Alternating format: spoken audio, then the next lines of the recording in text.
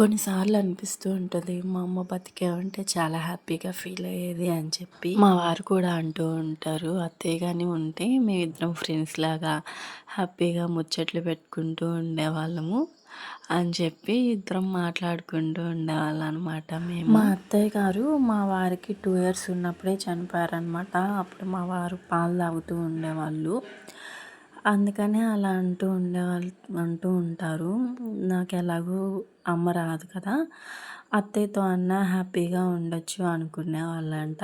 కానీ దేవుడు ఇద్దరికీ అమ్మ లేకుండా చేశాడు. కొన్నిసార్లు ఇది మన మంచికే అనుకోవడమే. ఎందుకంటే మంచి భర్త, 2 కూతుర్లు, హ్యాపీగా మాకు పెళ్ళి 6 ఇయర్స్ అవుతుంది. చిన్న చిన్న గొడవలు వస్తూనే ఉంటాయి. కానీ పుట్టింటికి వెళ్ళేంత గొడవలు అయితే రాలేదు. నాకు అలా భలే నచ్చిద్ది అనమాట పుట్టింటికి వెళ్ళడము. కానీ నాకు అలాంటి ఛాన్స్ లేదు, వెళ్ళేంత ఛాన్స్ లేదు. కొంతమంది పండగలకని అలా అల్లుళ్ళతోటి పుట్టింటికి వెళ్తూ ఉంటారు. అది చూస్తే నాకు చాలా ముచ్చటేస్తుంది అనమాట.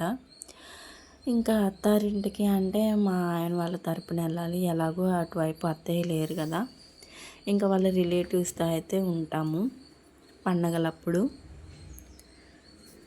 ఇదైతే కాకరకాయ కారం చేశాను. నచ్చితే లైక్ చేయండి.